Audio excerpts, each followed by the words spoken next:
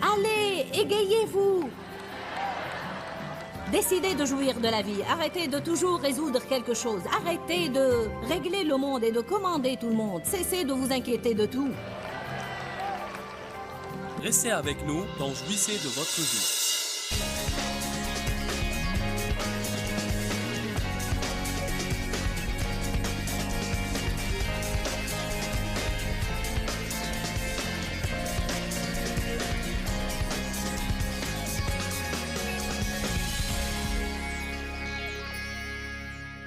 Le titre de mon message est la célébration de la vie. Je crois que si vous allez vivre, autant en jouir. Je dois admettre que j'ai vécu un bon nombre d'années sans beaucoup les apprécier. En quelque mesure, peut-être. Mais je ne crois pas que Dieu veuille en réalité qu'on ne savoure que des petites miettes de nos vies. Je crois qu'il veut plutôt qu'on se réjouisse du trajet en entier. Vous êtes d'accord avec moi? Je ne pense pas qu'on doive partager nos vies en ce peu de choses qu'on pense en fait pouvoir apprécier et toutes ces autres choses qu'on doit juste supporter. Allez, je vous parle ce soir. Il y en a beaucoup qui n'aiment pas vraiment leur vie et ne s'en réjouissent pas. Ils l'endurent tout simplement. Ils détestent leur travail, ils détestent ceci et cela, ils détestent faire le ménage, ils ont horreur de faire des courses. Ils détestent tondre le gazon et changer l'huile de la voiture. Ils détestent toutes ces choses et se demandent pourquoi ils n'ont aucune joie. On peut vraiment se réjouir de chaque aspect de nos vies si l'on apprend quelques principes et on change notre attitude.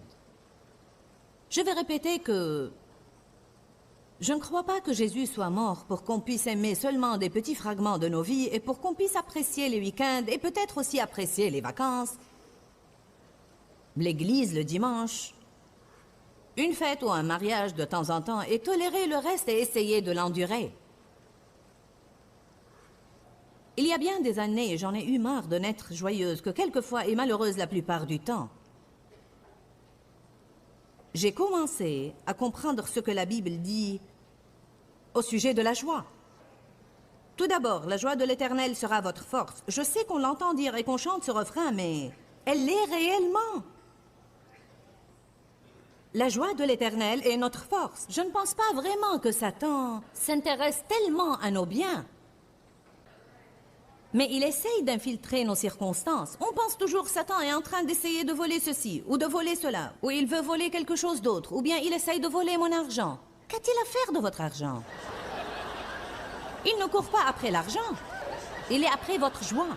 Parce que s'il tient votre joie, il a alors votre force. Satan veut nous garder faibles et complètement mous. Si on n'a pas la joie, alors on n'a pas la force. Allez maintenant, si on n'a pas la joie, on n'a pas... Mais vous dites, eh bien, ce n'est pas mon tempérament. Pour être franche avec vous, sachez que mon tempérament naturel est bien plus sérieux. J'ai toujours tendance à être profondément pensive, mais j'ai appris à devenir moins rigide. Qui ce soir a besoin de devenir moins rigide? Allons, combien de penseurs sérieux avons-nous ici? Combien d'entre vous sont toujours en train d'élucider quelques problèmes, de raisonner, toujours à essayer d'expliquer, de planifier? Que diriez-vous de ces personnes qui sont obsédées de planification?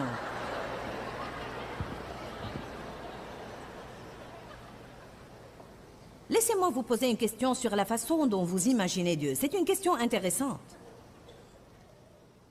Pourquoi est-ce qu'on a l'habitude d'imaginer Dieu comme sérieux, strict, fâché et probablement pas content de nous? Je me demande combien de personnes l'imaginent réellement en train de rire, peut-être raconter une histoire drôle ou une plaisanterie, ou faire la fête. Eh bien,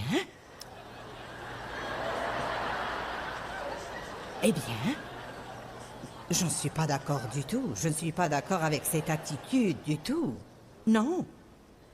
Le christianisme, c'est une affaire sérieuse. C'est de la religion, c'est sérieux. Laissez-moi vous rappeler que le premier miracle de Jésus a été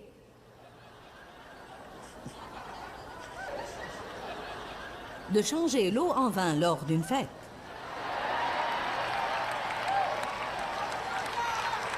Même que j'hésite beaucoup à dire ça parce que je n'encourage personne à boire. En fait, je le décourage vivement. Mais le point en est toujours que Jésus est allé à une fête.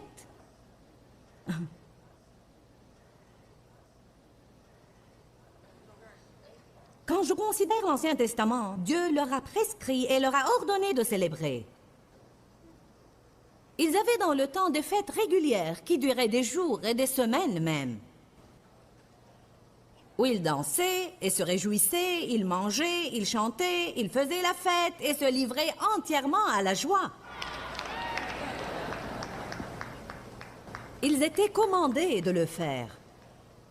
Ce n'était pas un choix. Ça se produisait plus d'une fois par an.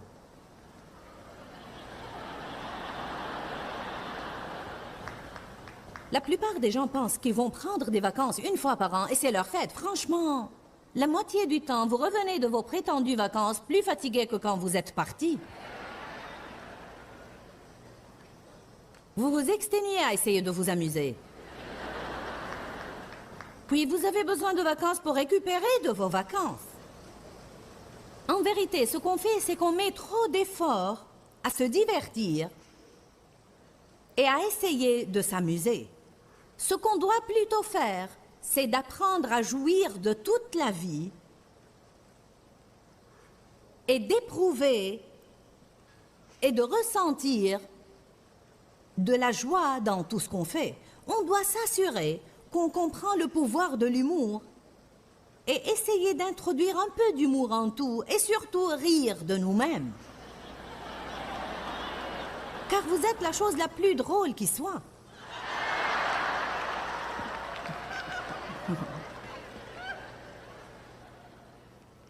Cessons donc d'être si dramatiques pour un rien. Ne dites pas « Bon, maintenant, pourquoi j'agis de la sorte ?» Je me demande si ça provient d'un événement qui s'est passé dans mon passé quand je portais encore des couches, ou peut-être je suis dans un chaos total maintenant et je vais avoir besoin de 3 ans de psychothérapie pour surmonter ça. Certainement, il y a une place pour les psychologues et il y a beaucoup de choses qui proviennent de notre enfance. Mais en fait, la Bible nous dit que l'Esprit Saint nous révélera vraiment toutes les choses quand on a besoin de les savoir. Je crois que nous avons le guérisseur qui vit au-dedans de nous. Et pour ma part, je ne pense pas que vous vous rendez service si vous êtes chez le psychologue tout le temps. Obtenez l'assistance qu'il vous faut, mais n'en faites pas votre métier. N'allez pas partout en essayant de chercher de l'aide tout le temps. Obtenez de l'aide et finissez-en. Amen. Vous dites que tu ne peux pas comprendre, tu n'as pas connu mes circonstances. Vous ne pouvez pas me dire ça. Parce que j'ai grandi dans une maison de sévices et j'ai subi beaucoup de choses violentes. Je sais ce que c'est que d'être rejeté, abandonné, d'avoir peur, d'être maltraité. Je connais bien tout cela. Je sais que vous pouvez surmonter cela et vous n'avez pas à passer votre vie entière à le faire. Ça prend du temps et un certain dévouement. Une personne qui a été maltraitée a surtout besoin d'une profonde révélation de combien Dieu les aime. Vous devez vous délecter dans l'amour de Dieu et l'acceptation de Dieu jusqu'à ce que vous sachiez que vous êtes une personne spéciale créée par Dieu. Vous avez droit à une bonne vie. Arrêtez de déterminer votre valeur d'après la manière dont les autres vous ont traité toute votre vie. Vous devez savoir que vous avez un bon avenir. Si quelqu'un est en Christ, il est une nouvelle création. Les choses anciennes sont passées, voici, toutes choses sont devenues nouvelles. Comment ne pourrions-nous pas avoir de raison de nous réjouir? Cette seule parole devrait nous garder heureux le reste de nos vies. Un début tout neuf. Commençons à voir Dieu différemment. La moitié du temps que les gens s'amusent, ils se sentent coupables. Quelque chose en eux leur dit qu'ils ne devraient pas le faire. Ils devraient être en train de travailler, de faire quelque chose, mais ils ne devraient pas être en train de rire et d'avoir du bon temps. Amen? J'ai tellement rigolé aujourd'hui en revenant du déjeuner. C'était franchement pathétique. Mais mon Dieu, qu'est-ce qu'on a rigolé et rigolé et rigolé. Et la personne qui s'occupe de notre sécurité essayait d'être sérieuse et vraiment concentrée. Il disait, vous me poussez à la limite. Si vous me faites ça, je ne sais pas ce qui va se passer. On a continué à l'embêter jusqu'à ce qu'il joue le jeu également. Vous dites, de quoi riez-vous? Je ne pourrais pas vous le dire. Je vous dis seulement que je ne me rappelle plus. Je sais que c'était très drôle. Amen? Allez, égayez-vous! Décidez de jouir de la vie. Arrêtez de toujours résoudre quelque chose. Arrêtez de régler le monde et de commander tout le monde. Cessez de vous inquiéter de tout. Ne vous crispez pas si vous n'avez pas tout coché sur votre liste de planning d'aujourd'hui. Bonjour. Si le Fils vous affranchit, vous serez réellement libre. Ça ne veut pas dire que vous êtes affranchi du travail ou que vous êtes libre d'être apathique et de gaffer tout le temps. On ne parle pas du tout de ça. Je vous dis tout simplement, apprenez à apprécier tout ce que vous faites. Réjouissez-vous dans le Seigneur en tout, parce qu'il est partout et en tout temps. Amen. Si l'on apprend à faire tout comme pour le Seigneur, alors on peut tout faire avec joie. Si on ne peut pas le faire comme pour lui, autant s'abstenir. Jean 10:10, une de mes écritures préférées et l'une des vôtres aussi. Elle dit, le voleur ne vient que pour dérober, égorger et détruire. Moi, je suis venu afin que les brebis aient la vie et qu'elle l'ait en abondance, pleinement jusqu'à ce qu'elle déborde. Lisons la première partie du verset 11. Je suis le bon berger. Alléluia, il n'est pas un mauvais berger, il n'est pas un berger fâché. Est-ce qu'on pense vraiment que Dieu est assis au ciel, les sourcils froncés? Ma Bible dit, Dieu qui siège dans les cieux rit. Je vous parie qu'il y a de la joie dans le ciel à propos de cette conférence ce soir. J'imagine que Dieu est titillé de voir tous ces gens de milieux différents qui viennent à l'église et un jeudi soir en plus. Mon Dieu, on pourrait bien avoir un pentecôtiste assis à côté d'un catholique ou un luthérien ou un baptiste.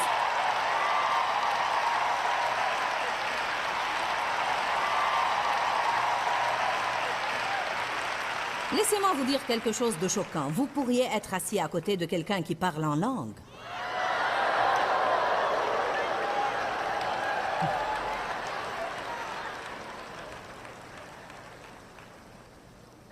Qu'est-ce que vos amis pharisiens vont dire de cela?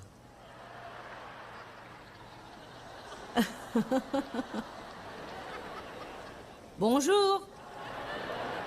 Alléluia. Allez à l'Ecclésiaste 5.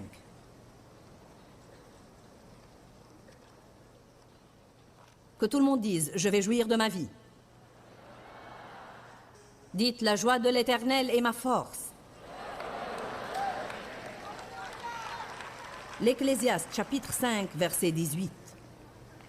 Je veux être plus joyeuse que je n'ai jamais été auparavant, plus joyeuse, de façon régulière que je n'ai jamais été avant, non pas une fois de temps à autre, mais tout le temps.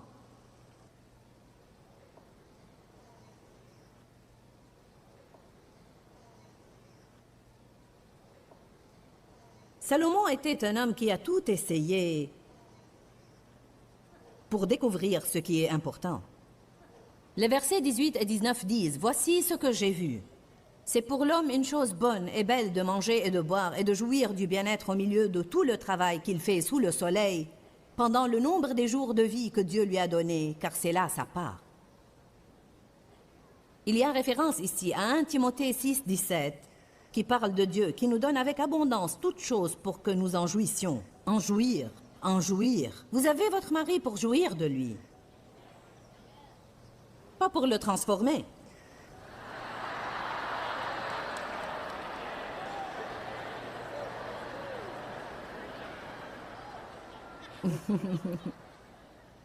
Bonjour. Si vous ne me croyez pas, je vous montrerai une parole dans 1 Pierre qui dit qu'une femme est supposée jouir de son mari. Comment puis-je jouir de lui avec sa façon d'agir? Je vais vous le dire. Arrêtez de juger tout ce qui ne va pas en lui et cherchez quelque chose de positif et méditez sur ça. Jetez aussi un coup d'œil sur vous-même et rendez-vous compte que vous n'êtes peut-être pas le beau parti que vous pensez être non plus. Eh bien, c'est la vérité. On a tous des défauts, mais on ne voit pas les nôtres. On ne voit que les défauts des autres. Parfois, je ne sais pas comment mon mari a pu me supporter toutes ces années. N'essayez pas de dire amen.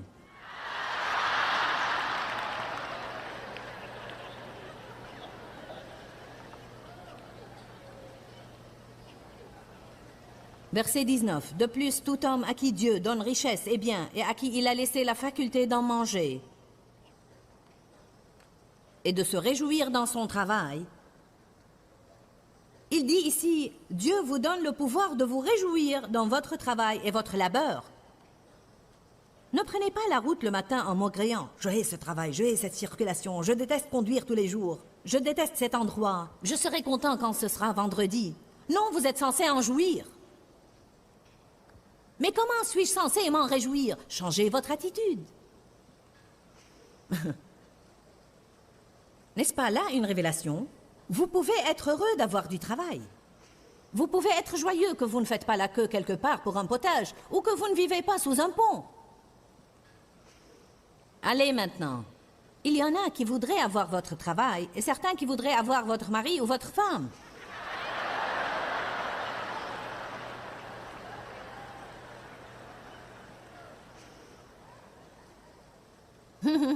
Les choses prennent de la valeur d'un coup.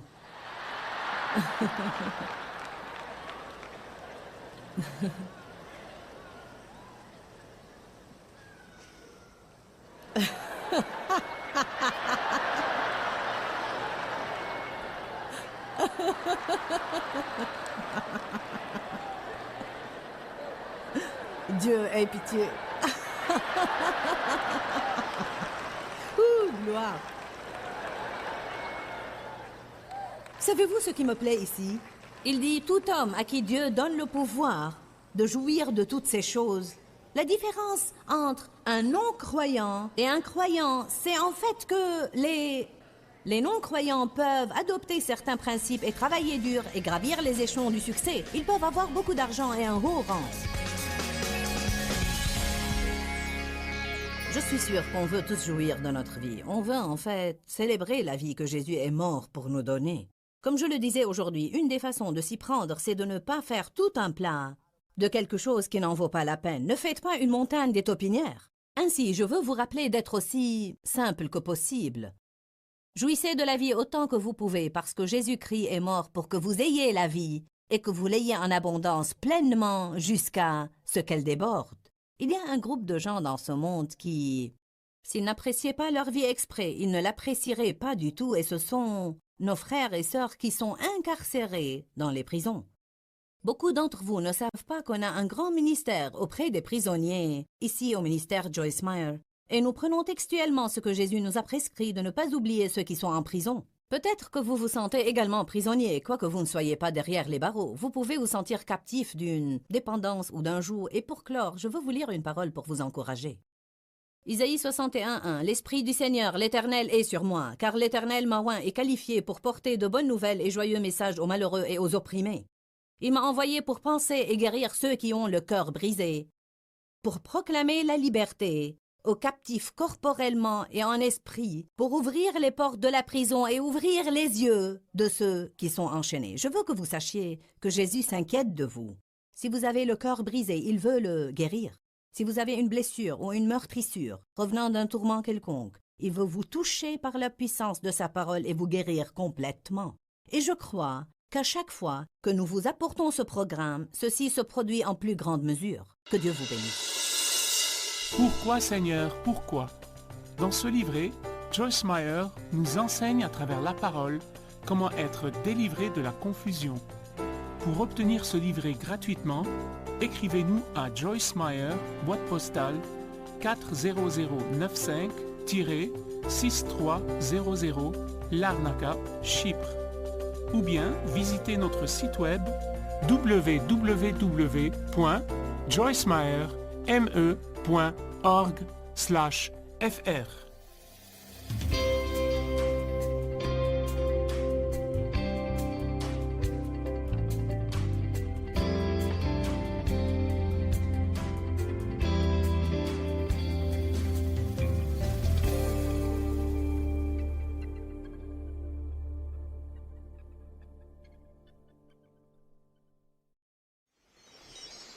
car je n'ai jamais pu être enfant.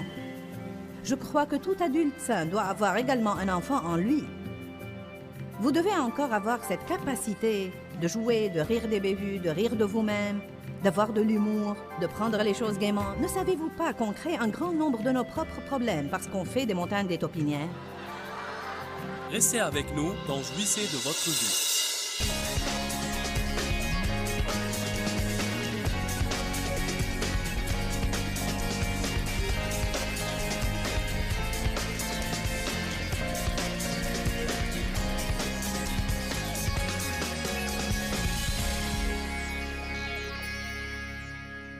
Lorsqu'on ne se réjouit pas, on ne protège pas notre foi. La foi est vitale pour un chrétien. Si on perd notre foi, on n'a rien d'autre. Il n'y a rien d'autre pour nous soutenir si on ne garde pas vigoureuse notre foi. Ce n'est pas étonnant que la Bible dise « Le juste par la foi vivra », alors vivez par la foi et pour la foi. Tout ce qui ne procède pas d'une conviction de foi est péché. La foi, c'est mettre vraiment votre confiance en Dieu. Et si vous vous en remettez à Dieu, il va résoudre vos problèmes. Alors pourquoi pas vous réjouir dès maintenant? Parce que ce ne serait pas correct. Et pourquoi pas? Vous qui pourvoyez à vos enfants, souhaitez-vous qu'ils restent à pleurer et brailler dans leur chambre éternelle? J'ai besoin d'une paire de chaussures, je ne sais pas comment je vais les avoir. Mes chaussures sont usées et j'ai juste besoin d'une autre paire. Je m'inquiète que maman ne va pas pouvoir m'en procurer, je ne sais pas ce que je vais faire. Vous penserez qu'ils sont fous. Vous leur direz, mais on va acheter ces chaussures. Quand est-ce qu'on va les avoir? En temps voulu, on les aura. Vous ne voulez pas devoir vous expliquer à eux. Vous voulez juste qu'ils vous fassent confiance, qu'au bon moment, vous leur amènerez leurs chaussures. Que voulez-vous qu'ils fassent en attendant? Sortez et jouez. Ne restez pas dans votre chambre à pleurer, jouez. Est-ce qu'il y a quelqu'un dans ce bâtiment ce soir? Beaucoup de parents supposent que s'ils ne se font pas du souci au sujet de leurs petits, ils ne sont pas de bons parents. Dieu ne vous a jamais appelé à vous soucier. Il vous a appelé à prier. Croyez-le ou pas, il vous a appelé à jouir de votre vie. Jouir de votre vie. Certains d'entre vous sont venus d'un milieu comme le mien. Personne ne m'avait jamais appris que jouir de ma vie était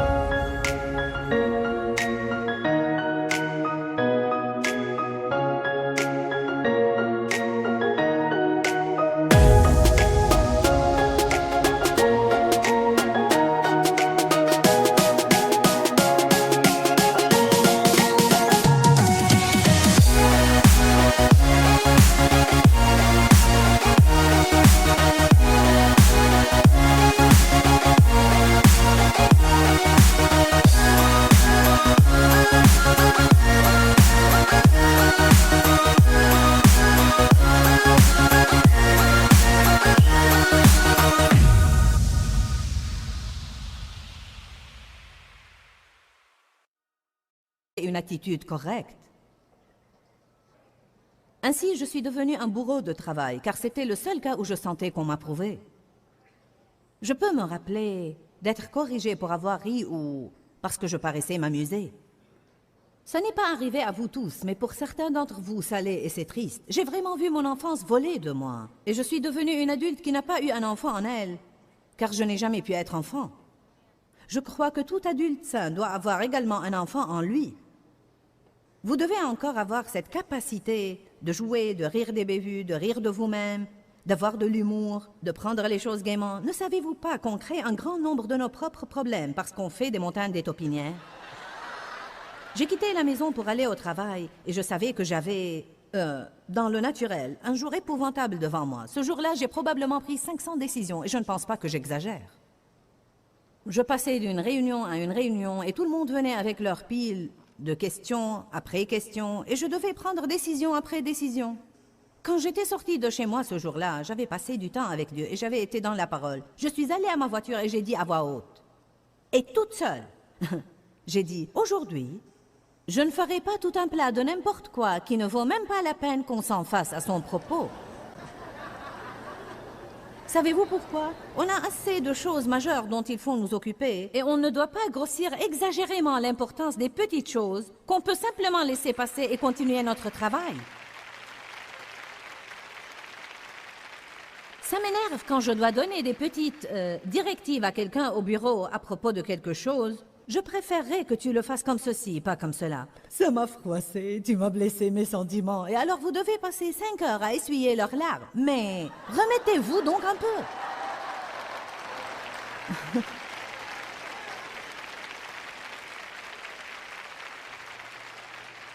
Vous savez ce que c'est? C'est une personne insécurisée qui a grossi exagérément l'importance de pas grand-chose. Bon, tu veux que je la fasse comme ça? Eh, Dieu soit loué. C'est toi qui signes l'échec de paye, je ferai comme tu voudras. On a une tenue vestimentaire. On veut que les gens aient l'air correct quand ils travaillent chez nous. Comme repasser vos vêtements et de petites choses comme ça. Je n'aime pas en fait que les dames portent des pantalons trop serrés et des jupes trop courtes. Et des choses comme ça. Et donc on a des directives. Les directives ne sont pas appréciées par tout le monde. L'avez-vous remarqué? Peut-être que vous êtes comme ça, vous n'aimez pas les directives. Certains n'aiment pas composter le rodateur. Bien pourquoi? Pourquoi ça dérangerait qui que ce soit s'il vient au travail à l'heure? Quelle différence si vous allez venir au travail à l'heure et partir à l'heure? Pourquoi ça vous ennuierait de composter un rodateur? Ça ne me semble pas raisonnable. On grossit exagérément l'importance des petites choses. On a eu un ministre de Chicago qui est venu il y a quelques semaines stimuler notre équipe de direction. J'ai bien aimé ce qu'il a dit. Si Dave et Joyce veulent que vous portiez votre manteau inversé, à l'envers, sens dessus-dessous, vous devez dire « Oui, chef ». Ah bon? Vous voyez, c'est grossir exagérément l'importance de ce qui ne vaut même pas la peine d'être mentionné. La raison pour laquelle vous ne supportez pas votre travail, c'est parce que vous ne voulez pas faire ce qu'on vous dit de faire.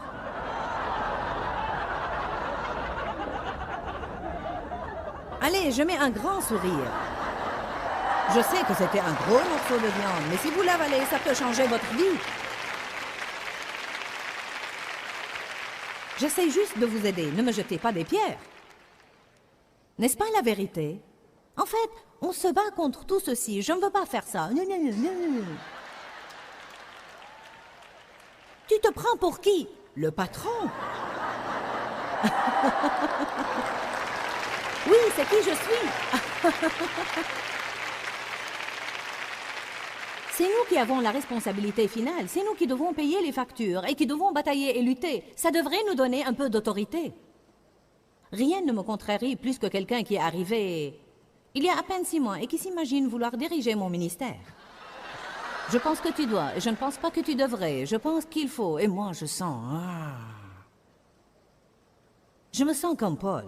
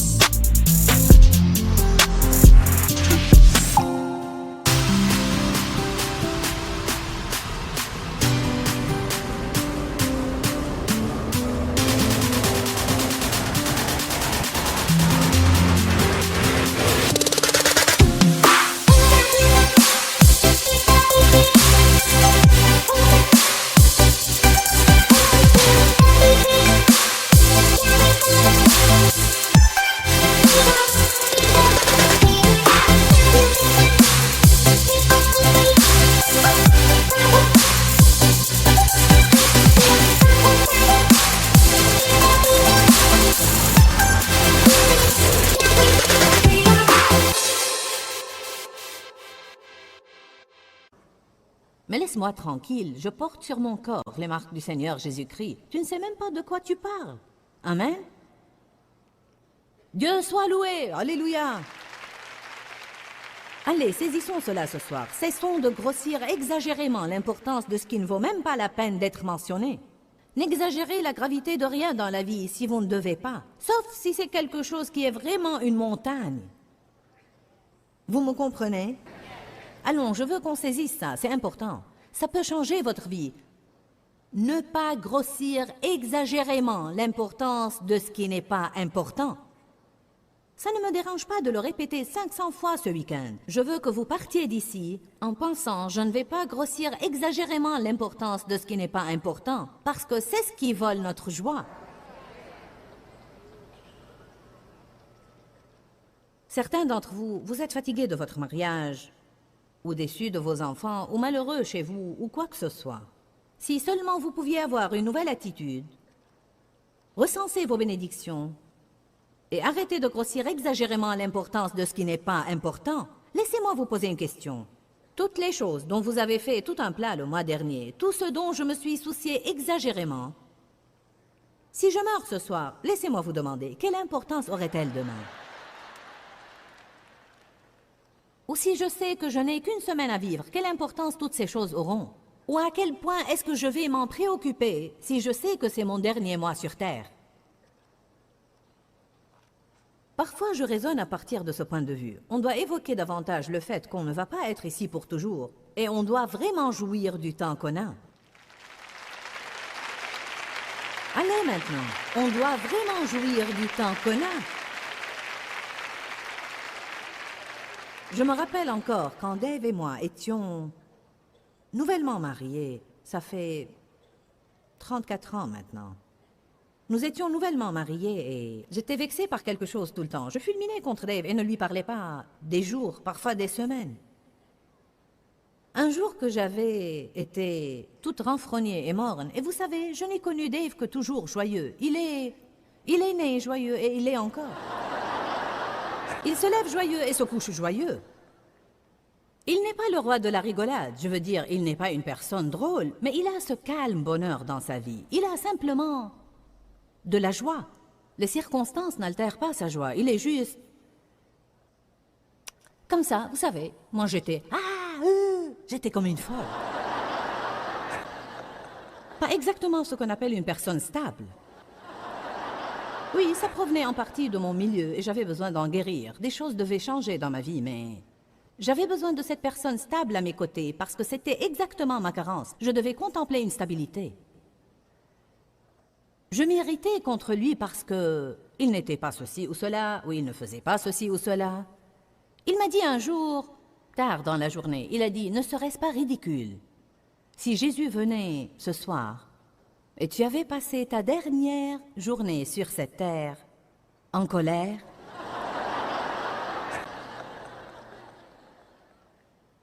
Je veux le dire une fois de plus.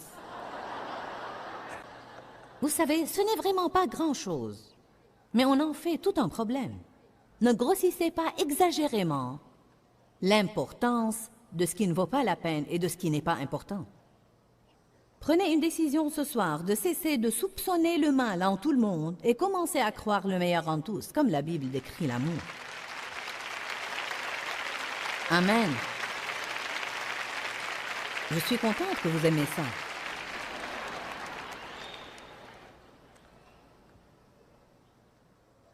Néhémie 8, verset 10 dit « La joie de l'Éternel est notre force ». Nous allons relire cette parole dans des messages suivants, mais parlons un peu maintenant des choses qu'on peut célébrer. Que diriez-vous de célébrer qu'on soit pardonné? Wow! Quelle chose merveilleuse! Non seulement on est pardonné quand on reçoit Christ comme sauveur, mais aussi tous nos péchés à tout.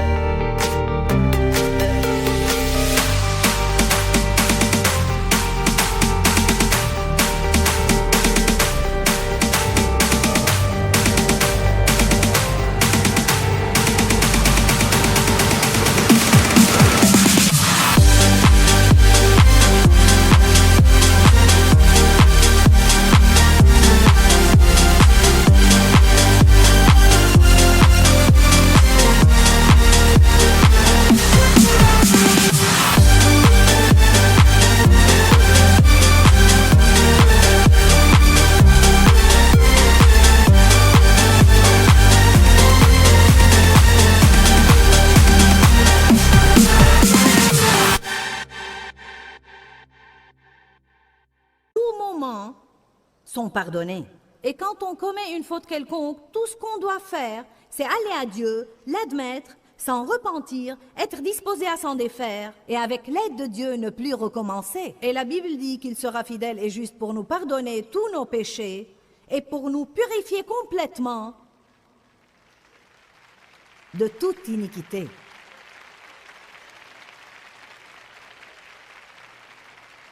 Vous regardez quelqu'un qui ne va pas aller en enfer, j'en suis bien heureuse.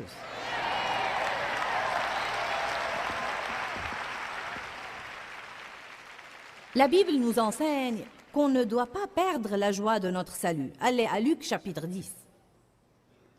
Je peux vous dire, certains vont naître de nouveau ce soir et ils seront si heureux. Ils seront en fait très joyeux pour plusieurs jours. Ils penseront qu'ils ne vont avoir besoin de rien aussi longtemps qu'ils vivront. Sauf que ça ne dure pas longtemps. Une fois qu'on a acquis tout ça, on commence à nous attrister au sujet d'autre chose. C'est exactement contre quoi on doit lutter. De ne jamais être satisfait, qu'il y ait toujours quelque chose pour nous contrarier. Jean 10, 17.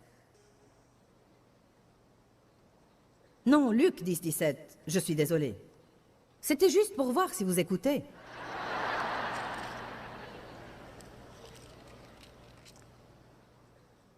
Alléluia.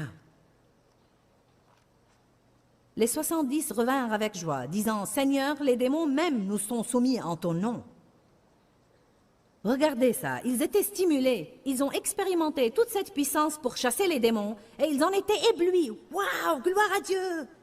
Alléluia! Waouh, on a cette position de pouvoir maintenant.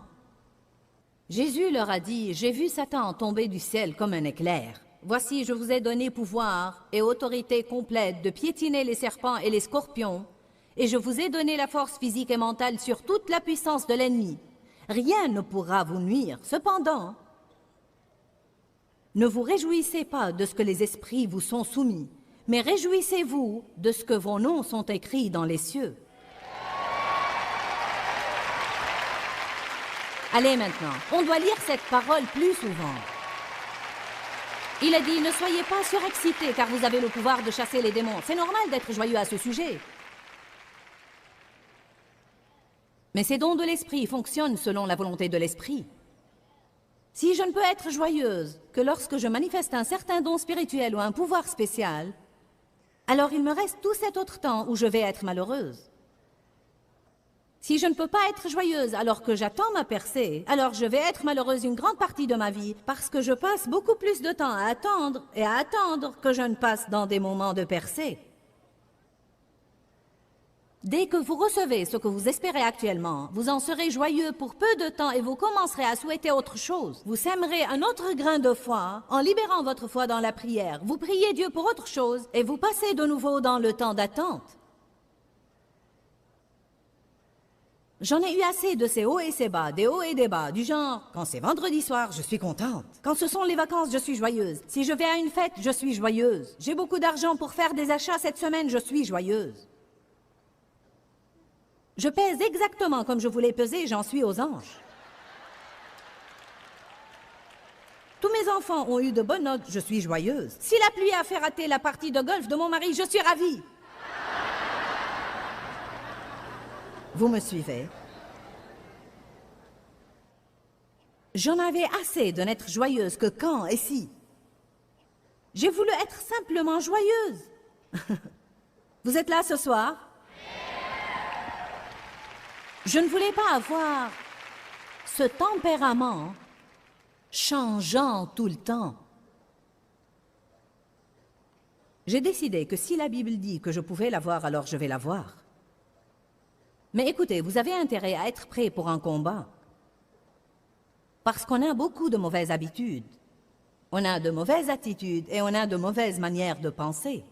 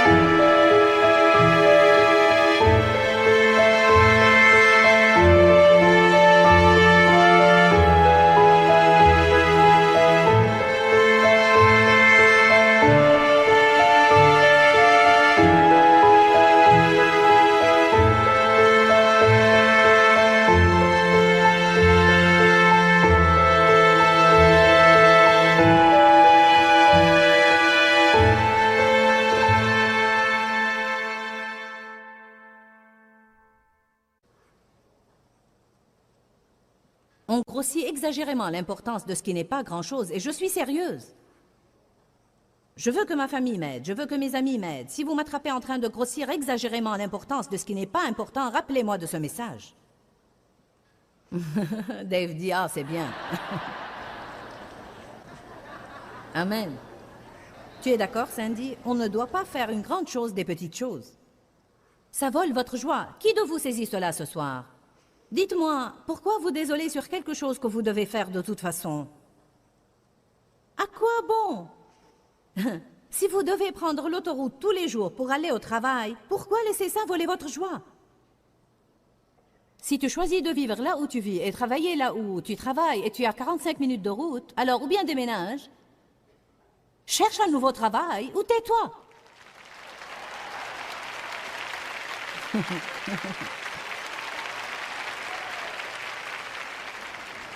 Le choix est bien petit. Vous dites, je n'aime pas trop qu'une prédicatrice me dise de me taire. Je suis sûre qu'on veut tous jouir de notre vie. On veut en fait célébrer la vie que Jésus est mort pour nous donner. Comme je le disais aujourd'hui, une des façons de s'y prendre, c'est de ne pas faire tout un plat de quelque chose qui n'en vaut pas la peine. Ne faites pas une montagne des taupinières. Ainsi, je veux vous rappeler d'être aussi simple que possible. Jouissez de la vie autant que vous pouvez, parce que Jésus-Christ est mort pour que vous ayez la vie et que vous l'ayez en abondance pleinement jusqu'à ce qu'elle déborde. Il y a un groupe de gens dans ce monde qui, s'ils n'appréciaient pas leur vie exprès, ils ne l'apprécieraient pas du tout, et ce sont nos frères et sœurs qui sont incarcérés dans les prisons. Beaucoup d'entre vous ne savent pas qu'on a un grand ministère auprès des prisonniers, ici au ministère Joyce Meyer, et nous prenons textuellement ce que Jésus nous a prescrit de ne pas oublier ceux qui sont en prison. Peut-être que vous vous sentez également prisonnier, quoique vous ne soyez pas derrière les barreaux. Vous pouvez vous sentir captif d'une dépendance ou d'un joug, et pour clore, je veux vous lire une parole pour vous encourager. Isaïe 61:1 L'Esprit du Seigneur, l'Éternel, est sur moi, car l'Éternel m'a oint et qualifié pour porter de bonnes nouvelles et joyeux messages aux malheureux et aux opprimés. Il m'a envoyé pour penser et guérir ceux qui ont le cœur brisé, pour proclamer la liberté aux captifs corporellement et en esprit, pour ouvrir les portes de la prison et ouvrir les yeux de ceux qui sont enchaînés. Je veux que vous sachiez que Jésus s'inquiète de vous. Si vous avez le cœur brisé, il veut le guérir. Si vous avez une blessure ou une meurtrissure revenant d'un tourment quelconque, il veut vous toucher par la puissance de sa parole et vous guérir complètement. Et je crois qu'à chaque fois que nous vous apportons ce programme, ceci se produit en plus grande mesure. Que Dieu vous bénisse. Pourquoi Seigneur, pourquoi? Dans ce livret, Joyce Meyer nous enseigne à travers la parole comment être délivré de la confusion. Pour obtenir ce livret gratuitement, écrivez-nous à Joyce Meyer, boîte postale 40095-6300 Larnaca, Chypre. Ou bien visitez notre site web www.joycemeyer.org/fr.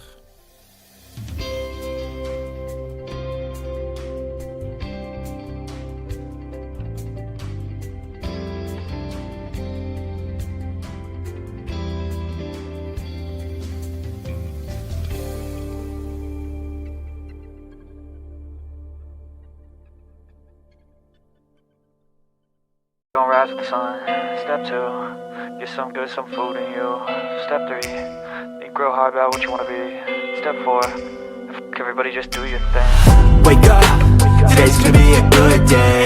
Wake up, today's gonna be a good day. Wake up, today's gonna be a good day. Wake up, today's gonna be a good day. Wake up, today's gonna be a good day. Wake up, today's gonna be a good day. Wake up, today's gonna be a good day.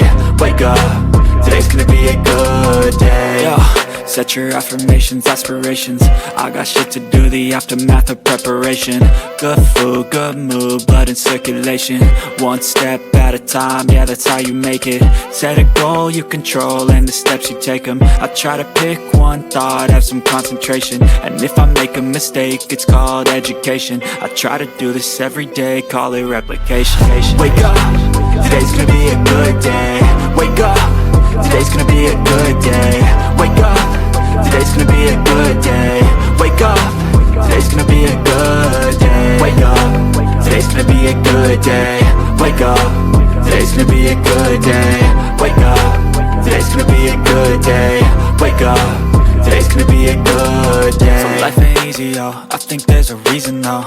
Ups and downs, just like every different season, yo. Sometimes I'm high, other times I'm barely breathing, though. I always gotta fight and hide from the demons, yo. Negative thoughts are poison, they rot. Head full of flies, so here come the clouds. They'll never stop unless I can swap all the bad for the good in my head when I'm lost. Yeah, so I'ma fake it till I make it. Positive thoughts are overtaken, I got patience. One day at a time is how you operate a cadence. A flow, you grow, you show yourself a foundation. Stay away from all the shit that causes temptation. I know that I like to do it cause it's sensation. I live my life in my head like a narration. Don't expect greatness, do my best, man, I'll take it. Wake up, today's gonna be a good day. Wake up, today's gonna be a good day. Wake up, today's gonna be a good day.